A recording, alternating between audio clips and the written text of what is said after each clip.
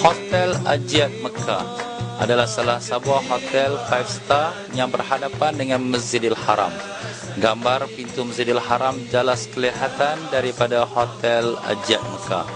Hanya 5 minit berjalan kaki yang sederhana.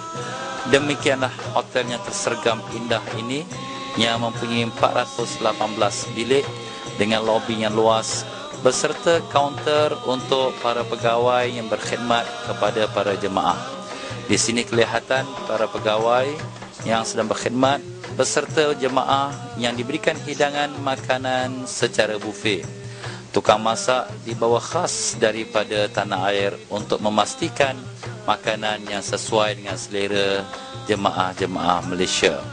Di sini kami lihat para jemaah diasingkan, kaum ibu diletakkan dalam restoran yang khusus untuk mereka supaya mereka dapat mengikuti program dengan baik.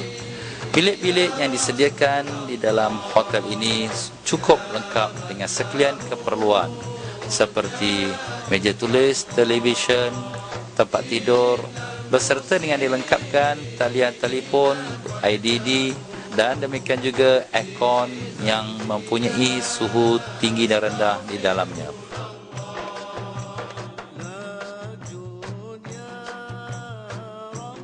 Inilah dia Hotel Intercontinental Darut Tauhid. Untuk para jemaah yang memilih pakej Darut Tauhid, menginap di hotel yang tersergam indah yang terletak hanya di hadapan pintu Masjidil Haram. Kelihatan di sini lobi hotelnya cukup indah dan menarik dengan pemandangan yang langsung terus ke arah Masjidil Haram. Di sini kelihatan restoran yang untuk para jemaah menjamu selera dengan memandang ke arah Masjidil Haram. Alangkah indahnya pemandangan ini yang ditatapi oleh setiap mereka yang menduduki Hotel Darut Tauhid. Demikian pula key system digunakan dengan kad sebagai tanda hotel yang canggih yang melengkapi dengan sekalian peralatan yang moden, yang di mana kediaman ini lebih menarik dengan pemandangan Masjidil Haram di hadapannya. Para jemaah hanya melangkah sahaja keluar daripada pintu hotel untuk mendapatkan solat berjemaah bersama imam di Masjidil Haram. Gambar ini menunjukkan bagaimanakah pemandangan Masjidil Haram dapat dinikmati daripada dalam bilik tidur jemaah tersebut. Koridor yang luas, yang menarik, yang menantikan kedatangan para tetamu-tetamu Allah. Setiap tingkat disertakan dengan tidak kurang 12 lift untuk memudahkan para jemaah dalam kegunaan mereka untuk ke solat ke Masjidil Haram. Kelihatan di sini ialah musalla yang disediakan untuk melakukan solat maupun solat sunat atau ceramah-ceramah yang dapat menikmati pemandangannya ke arah Masjidil Haram.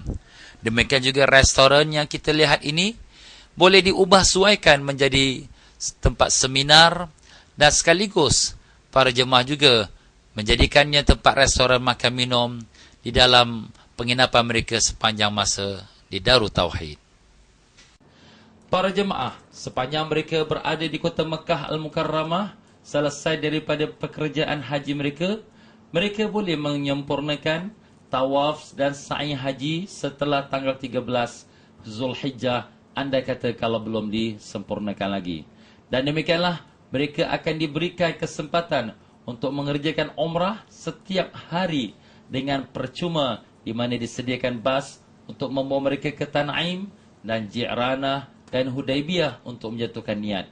Setelah mereka menjatuhkan niat, mereka kembali ke Masjidil Haram untuk mengerjakan tawaf dan sa'i antara Safa dan Marwah. Ilahi lastu lil firdausi alan wala aqwa ala nawil jahimi fahabli tawbata waghfir zunubi fa innaka ghafiru zanbil azimi.